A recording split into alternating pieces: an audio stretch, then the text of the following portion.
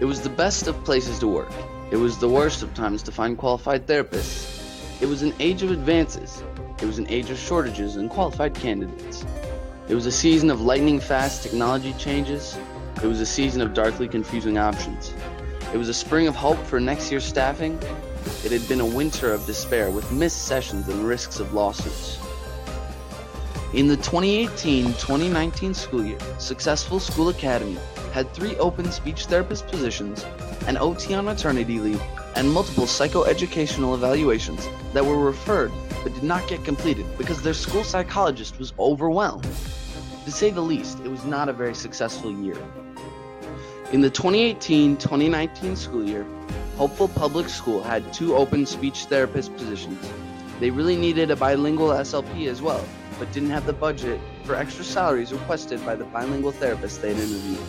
They were also fully staffed in the OT department, but had outsourced the services to a staffing agency and were only moderately pleased with the contracted therapist.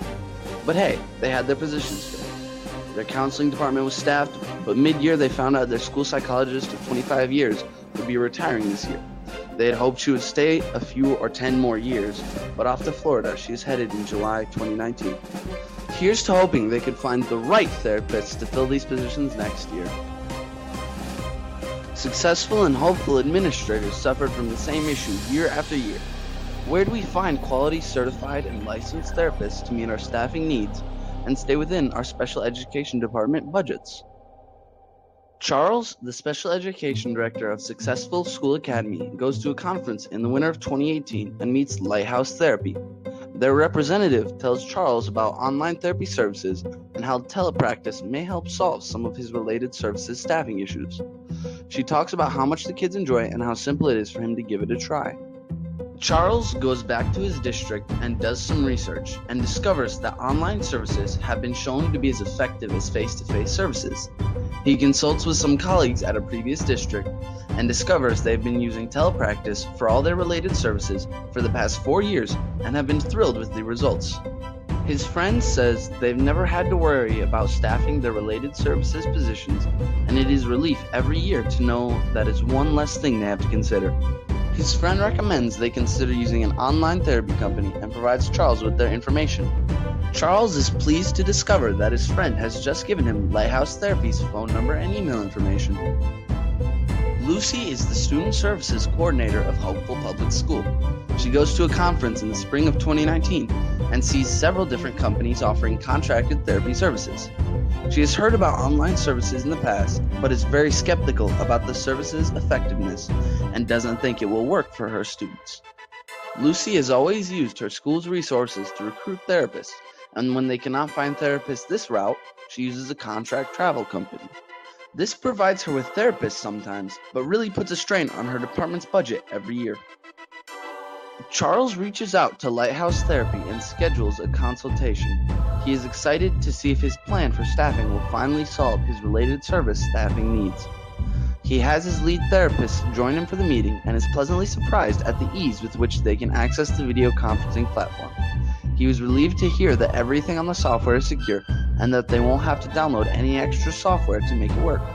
He was excited to know that the therapists are open to adding online therapists and they will work together as a team to meet the needs in his department. Lucy continues with her plan to advertise for open positions for next year. She is stressed about making sure she has all the positions filled.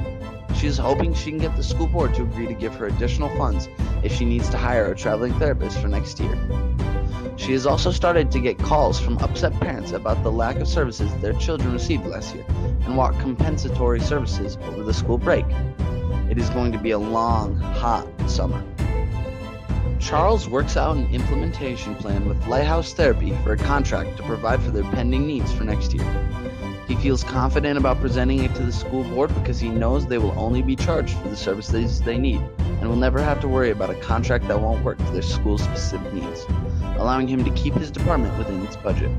He knows he doesn't have to worry about staffing his related service positions next year, and his students will all receive their required services, leading to happy parents and happy teachers. Lucy hopes things will work out. She's been conducting interviews all summer long. Things are still not completely covered, but she remains hopeful.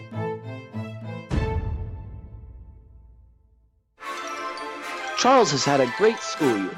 His staff has embraced online services, and he has been given a pat on the back from the superintendent for successfully solving the related services shortages. His student outcome scores are improving, and he has stayed within budget for this year. The parents are excited about the progress their children are making. It has been one of the least stressful years since he became a special education director. Lucy's school has had a rough year. One of the students' parents has filed a due process lawsuit, and she has had to work on that most of the second semester. Her email and voicemail are full with frustrated parents calling, teachers wanting more services for their students, and her supervisor wants to know when she will fill these positions. She is facing shortages in her department again next year and really wishes her friend would return from Florida and come back to work. She has received 2 resignations in the therapy department, and it looks like she is going to receive another before the end of the year. Lucy is honestly looking herself.